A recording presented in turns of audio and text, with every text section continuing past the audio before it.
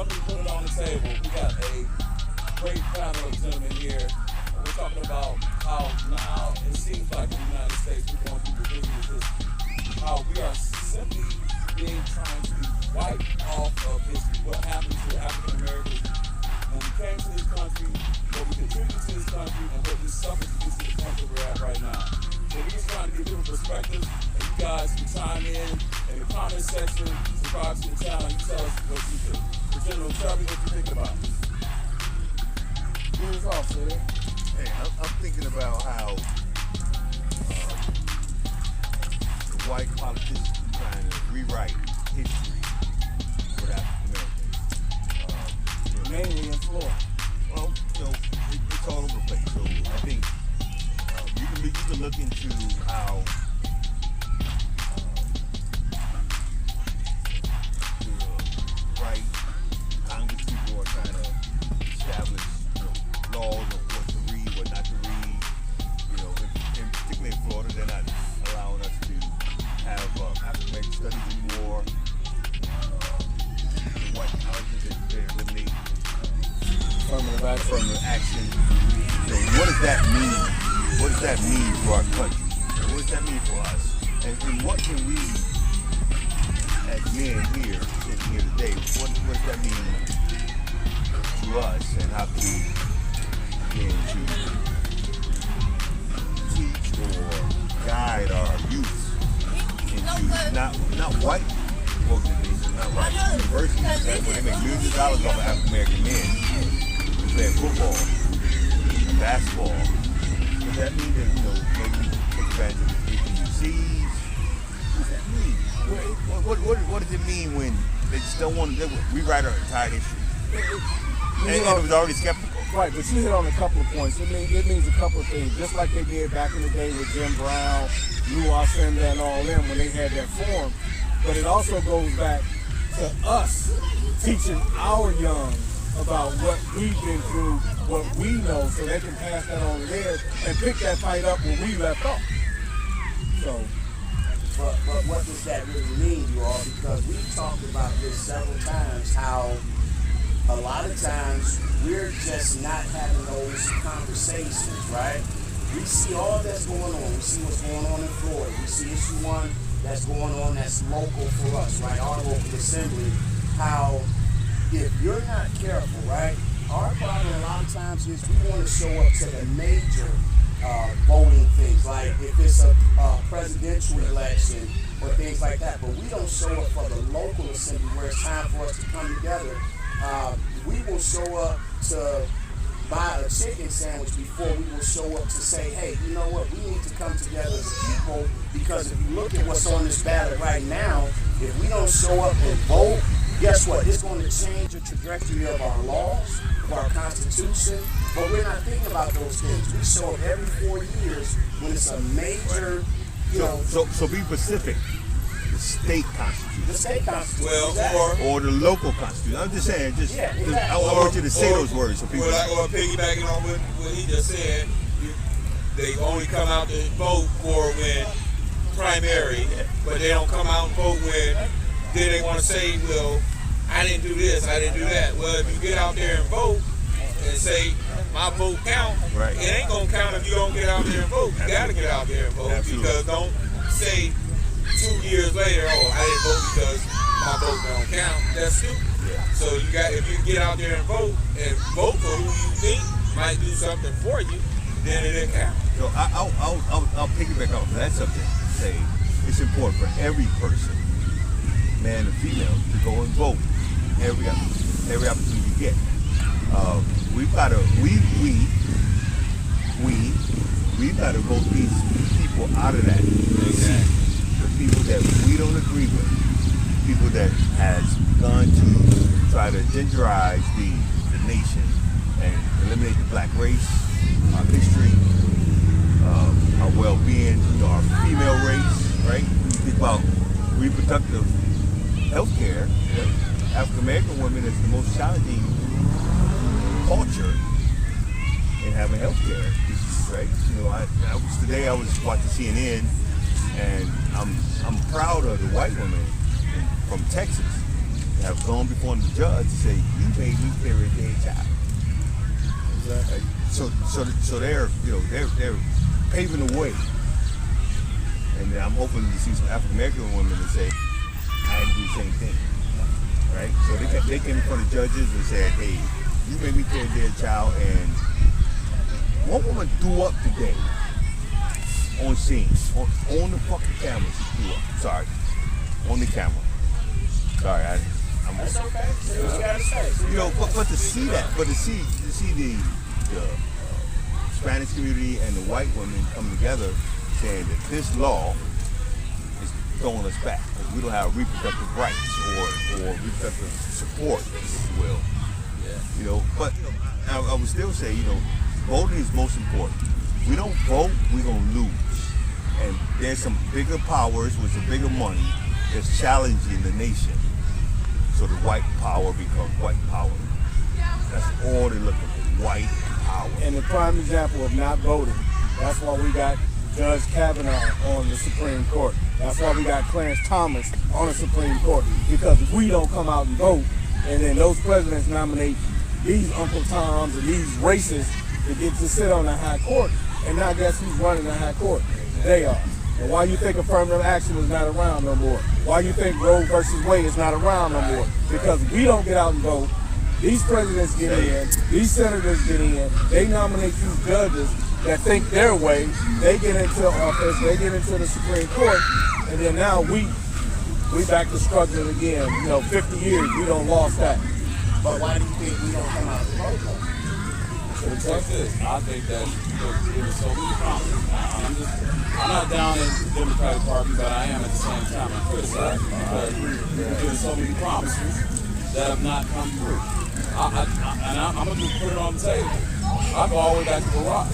Barack did more for the LGBT community than he did for the African American community. What law, what did he put into place to protect us?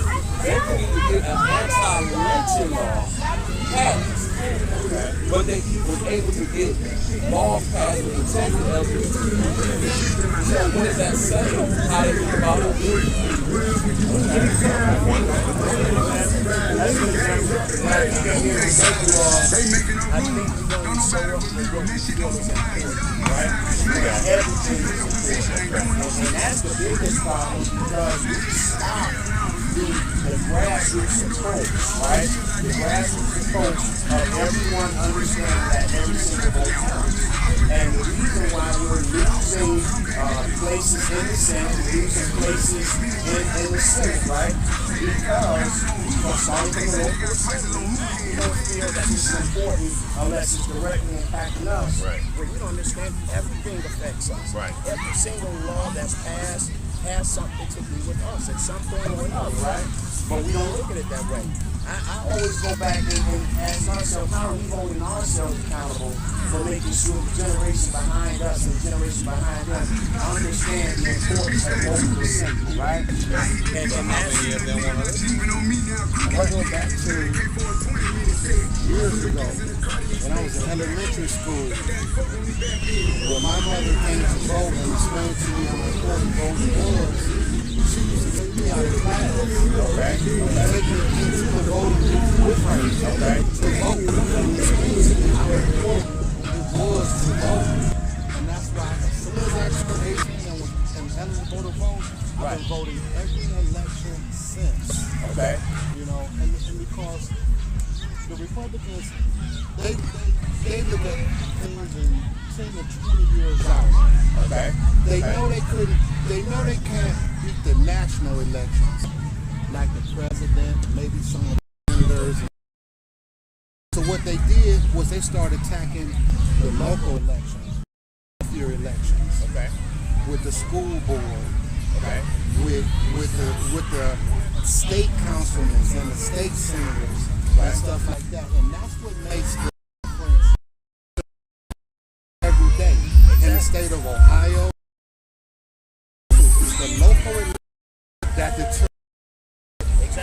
The national elections can say, hey, let's raise minimum wage, but it's the state that actually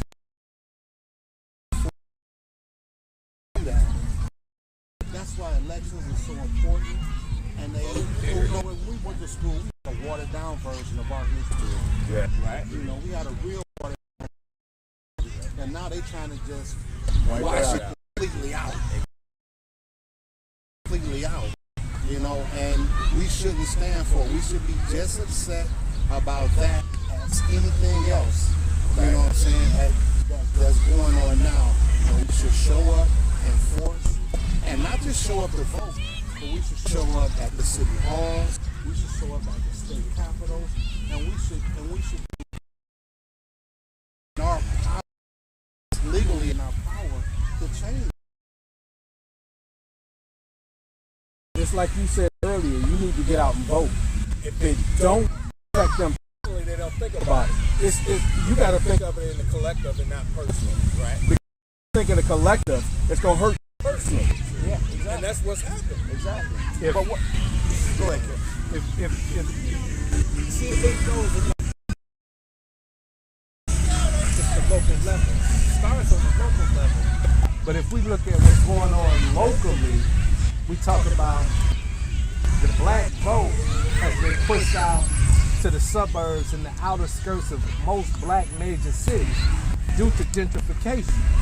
So the gentrification process has caused the black vote to trickle out into the white areas where black folks don't feel like those issues are important because they're no longer in the inner city due to gentrification.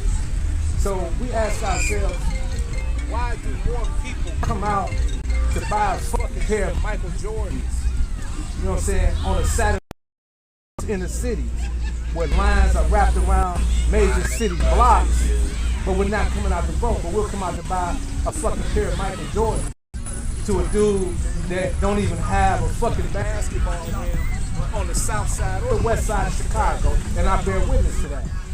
That's because we're living in the age nowadays because it's all about me and likes. The first thing they're gonna do when they put them shoes on, they're gonna put it on social media and see how many likes they get.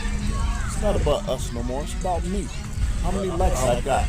Are we educated, or are we educated enough, is our community educated enough on the importance of voting, not only at the local level, but at the national level? Because if you're not voting on the local level, then the issues that need to be addressed locally amongst the community are not being addressed.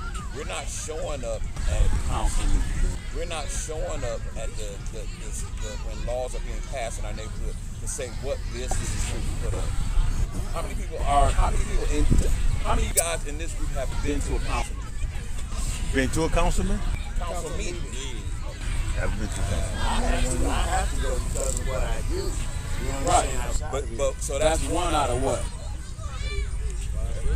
Yeah. 1 out of 8. So that's pretty much representative of the community. Exactly. So then when changes happen, and then we wake up the next day and find out something changed, Right. then who we have to blame? We have to blame ourselves. But we get sidetracked, y'all, by the media. The media has a way of covering things that aren't even important, right? So we get this whole facade of this going on. It's a bait and switch. It's been going on forever. Yeah. So when something important is going on, we'll see something happening in the media. Like right now, we were just talking about the Canadian fires. We haven't seen one fire in Canada. We haven't seen, but we get sidetracked because there's other things that are getting things that are going on, but the media will get us focusing on some smoke that's coming from somewhere. While these laws, the Republicans are putting things in place that we're not even paying attention to, right? Because of the bait and switch. And so we look up, like you said, we wake up the next day and was like, wow, how did this shit get passed? How did this get in, how did it get past us? Because we're not paying attention, right? Because if we feel as if those certain things, if it doesn't affect us directly, then hey, guess what?